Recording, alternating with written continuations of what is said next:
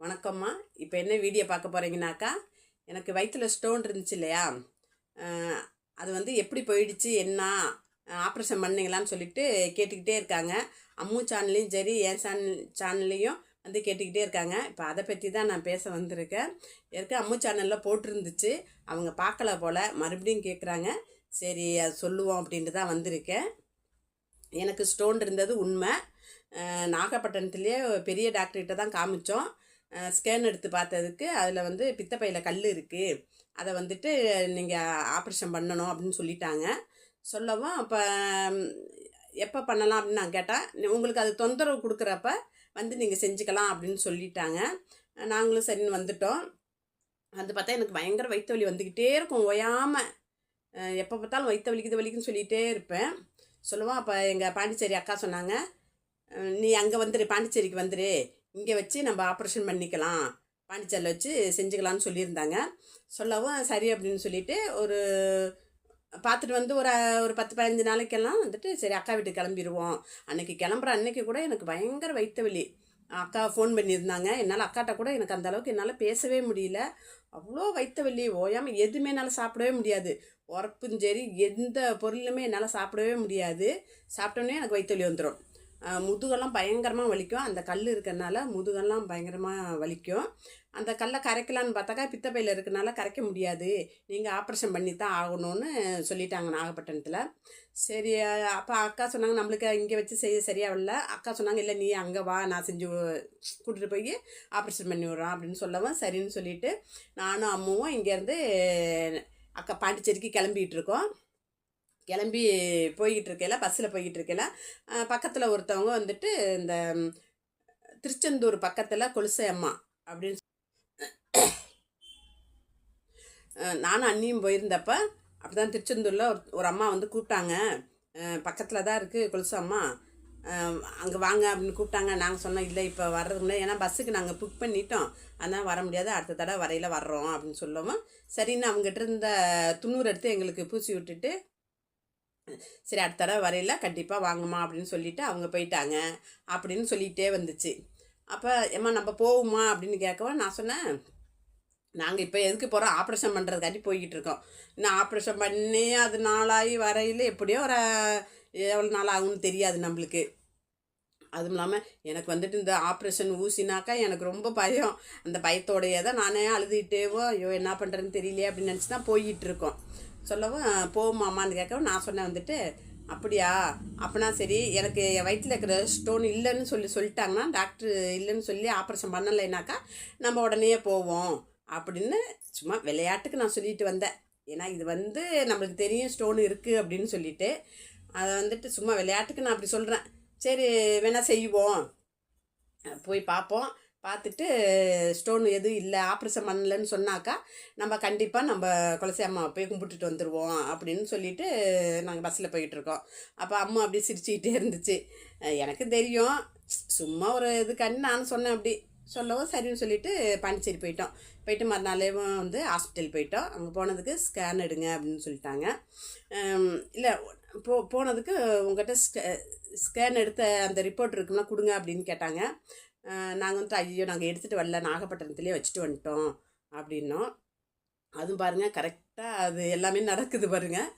வச்சுட்டு வந்துட்டோம் அப்படின்னு சொல்லவும் ஐயோ அப்போனா வந்து நீங்கள் ஸ்கேன் எடுத்து தான் ஆகணும் அப்படின்னு சொல்லிட்டாங்க. நல்ல வேளை நான் வந்துட்டு அந்த ஸ்கேன் நாங்கள் எடுத்துகிட்டு போகாதது, எப்படியும் நான் எடுத்துகிட்டு போயிடுவோம். ஆனால் அந்த நேரம் நான் எப்படி தான் மறந்தேன்னு தெரியல, வச்சுட்டு போயிட்டேன். போவோம் சரின்ட்டு நாங்கள் போய் அங்கே போய் ஸ்கேன் எடுத்து பார்த்தா டாக்டர் அப்படியே நல்லா பார்க்குறாரு. என்ன பிரச்சனையாக இருக்கும் அப்படின்னு சொல்லிட்டு பார்த்தா எந்த பிரச்சனையும் இல்லை, கல் எதுவுமே இல்லை. நான் சாமியை வேண்டிக்கிட்டே அந்த குலசம்மாவை வேண்டிக்கிட்டே தான் போகிறேன். எனக்கு வந்துட்டு அதில் இந்த ஸ்கேன் எடுக்க சொல்லியிருக்காங்க, அதில் கல் இல்லைன்னு சொல்லி வந்துருச்சுனாக்கா நான் கண்டிப்பாக நான் உங்கள் கோயிலில் வந்து நான் கும்பிடுவேன் அப்படின்னு சொல்லிவிட்டு அப்படியே அந்த ஸ்கேன் எடுக்க படுக்கிறோம். அதே மாதிரியே பார்த்தா இல்லைன்னு சொன்னோன்னே எனக்கு நானும் அப்படியே ஆனந்த கண்ணீர் அப்படின்னு சொல்லுவாங்க இல்லையா, அப்படியே எனக்கு கண்ணு நிறைஞ்சு அப்படியே இதாகிட்டு எனக்கு சந்தோஷம் தாங்க முடியல. அக்கா வந்துட்டு நான் வந்து ஸ்கேன் ரூமுக்கு போனதுக்கப்புறம் அக்கா வெளியே உட்காந்துருக்காங்க. அக்காட்ட ஒடியாந்து இந்த அக்கா எனக்கு வந்து ஸ்கேனில் வந்துட்டு கல் எந்த பிரச்சனையும் இல்லைன்னு சொல்லிட்டாங்கக்கா, ஆப்ரேஷன் பண்ணணும்னு தேவையில்லை அப்படின்ட்டாங்க. இது எந்த டாக்டர் சொன்னாங்க அப்படின்னு அவங்களே கேட்டாங்க. இது ஸ்டோனு எதுவுமே கிடையாது உங்களுக்கு, யார் சொன்னது, எந்த டாக்டர் சொன்னாங்க அப்படின்னு. எங்கள் ஊரில் உள்ள. ஆனால் வந்துட்டு உண்மையிலே இருந்துச்சு. ஏன்னா அந்த டாக்டர் வந்து பொய் சொல்லணும்னு அவங்களுக்கு தேவையில்லை. ஏன்னா அவங்க பெரிய டாக்டரு. அதனால அவங்க சொல்லணும்னு தேவையே இல்லை. எங்களுக்கும் தெரியும் அதில் இருந்துச்சு, கல் இருக்கிறது எங்கள் உண்மை தான். ஆனால் அப்படி இருந்தும் அந்த கடவுளோட மகிமை வந்துட்டு எனக்கு அந்த ஸ்டோன் இல்லாமல் ஆக்கிட்டாங்க. சொல்லவும் அம்மு வந்து அப்போ வீட்டில் இருக்குது. நானும் அக்கா மட்டும்தான் போயிருக்கோம். போய் அப்புறம் வீட்டில் போய் அம்முக்கிட்ட போய் சொன்னோம் நாங்கள். அம்மு இப்படி எடுத்து பார்த்தப்ப ஸ்டோன் இல்லைன்னு சொல்லிட்டாங்க. அம்மு ஆப்ரேஷன் எதுவுமே தேவையில்லைன்னு சொல்லவும் அம்முக்கு ரொம்ப சந்தோஷம் ஆயிட்டு. அப்போ நான் சொன்னேன்லாம அந்த என்ன கொலுசாம்மாவோட மகிமை தான் இது அப்படின்ச்சு. நம்ம உடனேவும் கோயிலுக்கு போகலாம் அப்படிங்கும். சரி போவோம்னு சொல்லிட்டு இருந்தோம். நல்லவேளை இந்த ஸ்கேன் ரிப்போர்ட்டை வந்துட்டு அப்பா இங்கே வீட்டில் இருந்தாங்க. அவங்ககிட்ட எடுத்து நாங்கள் அமுச்சு விட சொன்னோங்க. அப்போ அப்புறம் அழைச்சப்பட்டு, ஏன்னா அவங்ககிட்ட எப்பயுமே சொன்னோம்னா உடனே அதை செஞ்சுருவாங்க. அவங்களும் பாருங்கள் அந்த இதை அமுச்சே விடலை. இல்லைன்னா குரியரில் போட்டு விடுங்க அப்படின்னு சொன்னோம். அமுச்சு விடல, நீங்கள் அங்கே ஒரு ஸ்கேன் எடுத்துவோங்க அப்படின்னு சொல்லிட்டாங்க. அப்போ அமுச்சு விட்ருந்தா கூட அந்த ரிப்போர்ட்டை பார்த்துட்டு ஆப்ரேஷன் பண்ணணும்னு சொல்லி இது பண்ணியிருப்பாங்க. நல்ல வேலை அந்த கடவுள் புண்ணியத்தில் அவங்களும் அமுச்சு விடலை. அது எங்கே இருக்குது தெரியல அப்படின்னு சொல்லிட்டாங்க. சொல்லவும் நாங்கள் அந்த ஸ்கேன் எடுத்து எந்த பிரச்சனையும் இல்லை. அப்போ சரி போவோம் அப்படின்னுட்டு இருந்தேன். சொல்லுவோம் சரி ஊருக்கு போய் வீட்டிலேருந்து நம்ம அங்கேருந்து போய்க்கலாம் அப்படின்னு சொல்லவும் அக்கா சொல்லிட்டாங்க, நீங்கள் கிளப்புறப்ப எங்கிட்டையும் என்கிட்டையும் சொல்லு, நாங்களும் வந்துடுறேன் அப்படின்னு சொல்லியிருந்தாங்க. அதேமாரியேவும் இப்போ நாங்கள் போகையில் அக்காவும் கோயிலுக்கு வந்திருந்தாங்க. நாங்கள் 2 பேரும் சேர்ந்து தான் அங்கே கோயிலில் போய் குலசை முத்தாரம்மன் கோயிலில் போய் அவங்களுக்கு போய் சாமி கும்பிட்டுட்டு அர்ச்சனை மாலை எல்லாம் வாங்கி போட்டு அபிஷேகம் எல்லாம் பார்த்து ரொம்ப சந்தோஷமாக இருந்துச்சு. ஃபஸ்ட்டு தடவை போனப்போ ஃபஸ்ட்டு திருச்செந்தூர் போகணுன்னு தான் போனோம். அதனால் எங்களால் அங்கே போக முடியல. அடுத்த தடவை சரி குலசை முத்தாரம்மனை போய் பார்த்துட்டு வந்துடுவோன்னு கிளம்புனோம். கரெக்டாக திருச்செந்தூரும் போய் கும்பிட்டுட்டு அப்படியே அந்த அம்மாவையும் போய் கும்பிட்டுட்டோம். அவங்க ரொம்ப நல்ல சக்தி வாய்ந்தவங்க. இப்போ கூட அவங்களுக்கு திருவிழா இப்போ வரப்போகுது. இன்னும் ஒரு 2 மாதத்தில் என்னமோ திருவிழா வரப்போகுதான். நிறைய சினிமா நடிகர்லாம் வேஷம் போட்டு அங்கே வர்றாங்க அந்த கோயிலுக்கு. நல்ல பெரிய கோயிலாக இருக்குது. அம்மன் வந்து உள்ளே வந்து சின்ன சின்ன சிலை தான், ஆனால் கோயில் பெரிய கோயிலாக இருக்குது. அவங்க நல்லா ரொம்ப சக்தி வாய்ந்தவங்க. இப்போ பாருங்கள், நான் என்ன வேணாலும் சாப்பிட்றேன். என்னால் இப்போ சாப்பிடாமல் இருக்கணும். முன்னாடி ஏதாச்சும் சாப்பிட்றான் தான் பயந்து சாப்பிட்டேன். இப்போ வந்துட்டு நான் எது வேணாலும் சாப்பிடுவேன். எந்த பிரச்சனையும் இல்லை. நீங்கள் நம்பினாலும் நம்புங்க, நம்பலினாலும் போங்க. கோயிலுக்கு போயிட்டு வந்த அந்த அம்மாட்ட வேண்டிட்டு இங்கே ஆஸ்பத்திரிக்கு போயிட்டு வந்ததுலேருந்து எனக்கு இன்ன வரை ஒரு நாள் கூட வைத்த வலின்னு நான் சொன்னதே கிடையாது. எனக்கு வந்ததும் கிடையாது. எங்கள் அம்முட்ட வேணாலும் கேட்டு பாருங்கள், வைத்த வழியே வந்த கிடையாது. அக்காவே சொல்லுவாங்க, இது ஒரு அதிசயமா, நீ போயிட்டு வந்தோன்னா ஒரு நாள் கூட நான் சொன்னதில்லை. ஆனால் அதுக்கு முன்னாடி அவ்வளோ நேரம் வைத்த வலிக்குதுன்னு சொல்லி அந்த பாடுபடுவேன் நான். ஆனால் அந்த அம்மாவோட மகிமையினால் இன்ன வரையும் எனக்கு வைத்த வழியே இன்ன வரையும் வந்ததே கிடையாது.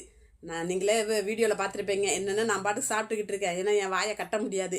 அந்த அம்மாவுக்கே தெரிஞ்சிருச்சு, இவங்க வாயை கட்ட முடியாது, ஆப்ரேஷன் பண்ணிட்டாக்கா அதை சாப்பிடக்கூடாது இதை சாப்பிடக்கூடாதுன்னு சொல்லுவாங்க. அதனால அதை நம்ம இல்லாமல் ஆக்கிடுவோன்னு நினச்சிட்டாங்க போல். அதனால் எனக்கு எந்த பிரச்சனையுமே இல்லை. இப்போ நல்லா இருக்கிறேன். அதனால தான் ஆப்ரேஷன் எதுவுமே நான் பண்ணலை. நீங்களும் அது மாதிரி அந்த அம்மனை வேண்டுங்க. தெய்வத்தை நினச்சா நம்மளை கைவிட மாட்டாங்க. மனுஷரை நம்புறதை விட நம்ம தெய்வத்தை நம்புவோம். ஏன்னா தெய்வம் தான் நம்மளுக்கு என்றைக்குமே துணையாக இருக்கும். அதனால் எல்லோரும் தெய்வத்தை கும்பிடுவோம். இந்த வீடியோ இதோடு நான் முடிச்சுக்கிறேன். அடுத்த ஒரு நல்ல ஒரு வீடியோவில் சந்திப்போம். நன்றி.